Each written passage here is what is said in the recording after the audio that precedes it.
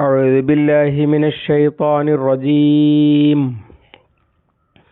بسم الله الرحمن الرحيم.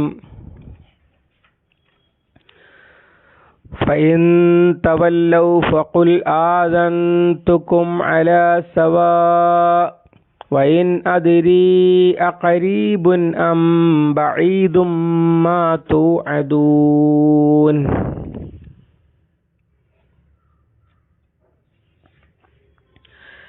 إنه يعلم الجهر من القول ويعلم ما تكتمون. وإن أدري لعله فتنة لكم ومتاع إلى حين. صدق الله العظيم. സൂറത്തുൽ അംബിയ 109, 10, 11.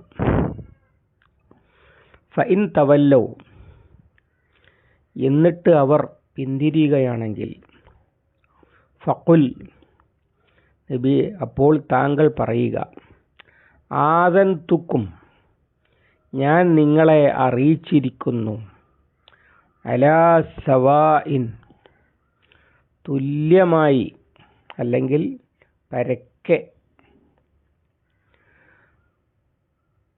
വഇൻ അദ്രി, ഞാൻ അറിയുന്നില്ല. ഇൻ എന്നത് നോ എന്നുള്ള അർത്ഥത്തിലാണ്.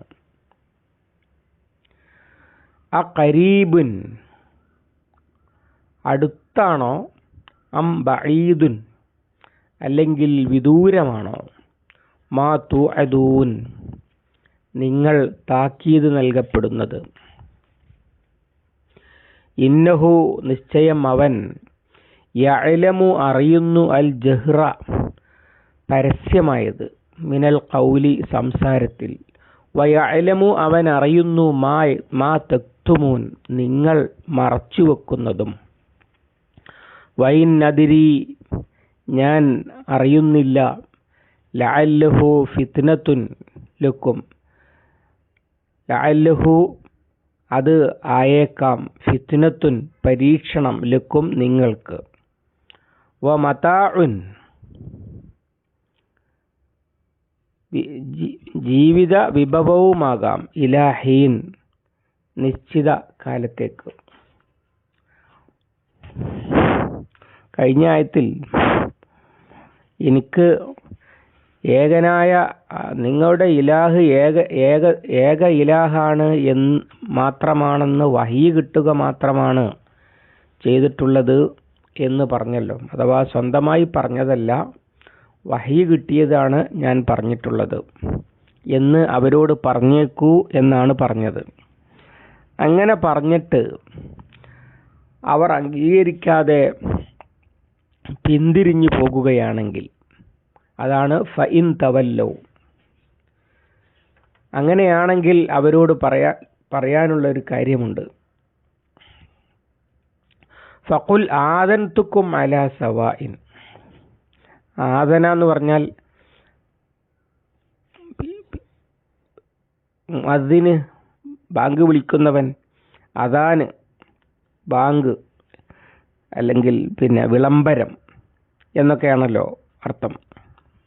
എന്നത് അദാനും മിനല്ലാഹി വ റസൂലിഹി, അള്ളാഹുവിങ്കിൽ നിന്നും റസൂലിൽ നിന്നുമുള്ള വിളംബരം എന്നൊക്കെ പറഞ്ഞിട്ടുണ്ട്. അതേ വാക്കാണത്. ആദൻതുക്കും, ഞാൻ വിളംബരം ചെയ്തിരിക്കുന്നു, അഥവാ ഞാൻ നിങ്ങളെ അറിയിച്ചിരിക്കുന്നു.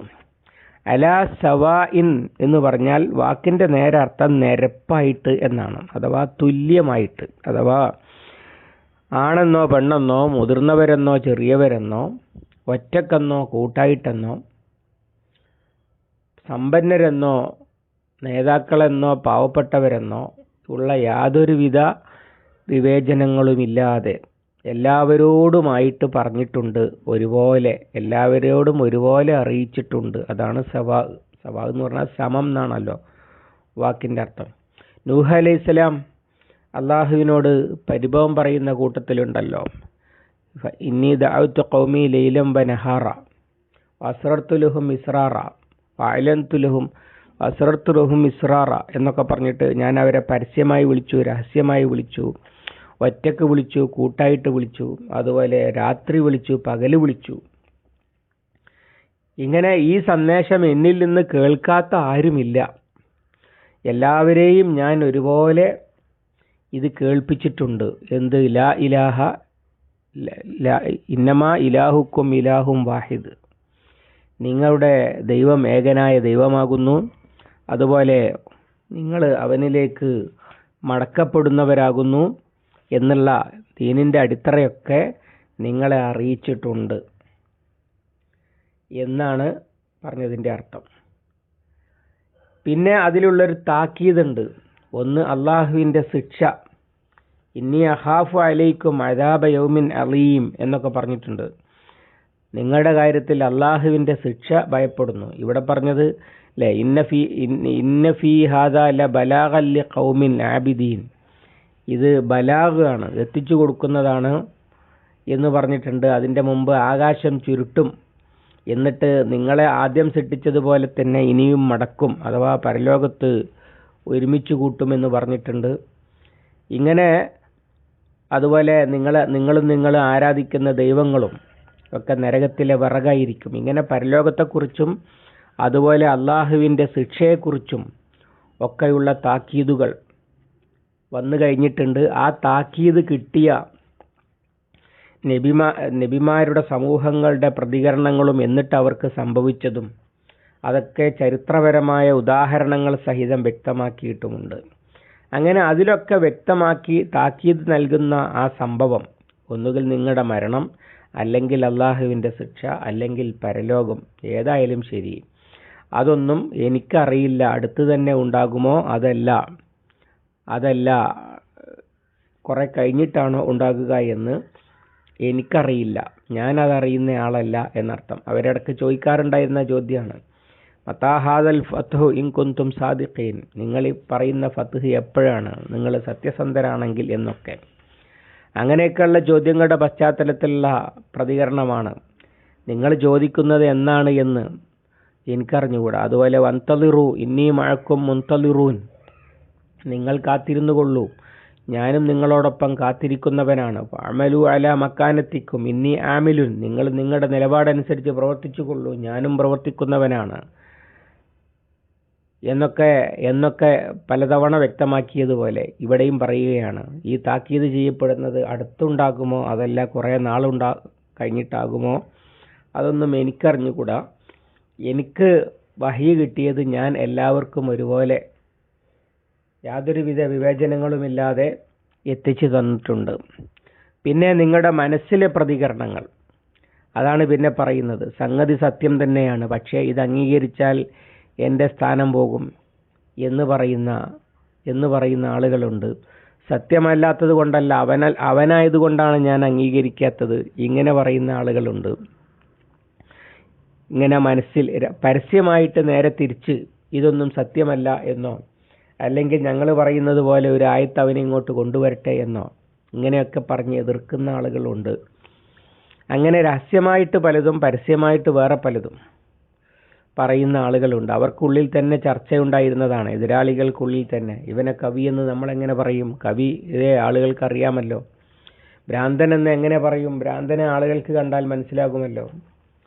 മാരണക്കാരനെ ആളുകൾക്ക് അറിയാമല്ലോ. നുണ പറയാമെന്ന് എങ്ങനെ പറയും? കാരണം മുഹമ്മദിൻ്റെ നാട്ടുകാർക്ക് അറിയാമല്ലോ. ഇങ്ങനെയൊക്കെയുള്ള എന്താണ് ഒരു ആരോപണം കൃത്യമായിട്ട് ഉന്നയിക്കാൻ പോലും കഴിയാത്ത അവസ്ഥയിൽ പല രഹസ്യ ചർച്ചകളും പലയിടത്തും വെച്ച് പറയുന്നുണ്ട്. അതൊന്നും നബി സല്ലല്ലാഹു അലൈഹി വസല്ലം അറിയുന്നുണ്ടാവില്ല, പക്ഷേ അള്ളാഹു അറിയുന്നുണ്ട് എന്ന് താക്കീത് നൽകുകയാണ്. ഇന്നഹു യഅലമുൽ ജഹ്റ മിനൽ ഖൗലി വയഅലമു മാ തക്തുമൂൻ.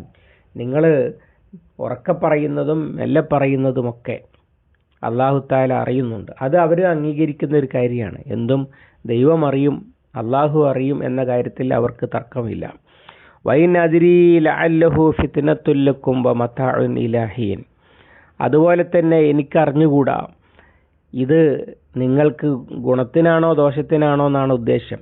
അഥവാ ആ രഹസ്യമായും പരസ്യമായും നടക്കുന്ന കാര്യങ്ങൾ അത് നിങ്ങൾക്ക് ഫിത്നയായി മാറുമോ, അഥവാ നിങ്ങളുടെ നാശത്തിനാണോ, അതല്ല നിങ്ങളുടെ രക്ഷയ്ക്കാണോ? അങ്ങനെ പറയാനൊരു സാഹചര്യമുണ്ട്. അതെന്താണെന്ന് വെച്ചാൽ നബി സല്ലല്ലാഹു അലൈഹി വസല്ലമയുടെ പ്രബോധനം കേൾക്കുമ്പോൾ രഹസ്യമായി അത് ശരിവെക്കുമ്പോൾ തന്നെ പരസ്യമായിട്ട് അംഗീകരിക്കാൻ കൂട്ടാക്കാത്ത ആളുകൾ, അവർ പലരും അവരുടെ നിവൃത്തികേട് കൊണ്ടായിരുന്നു.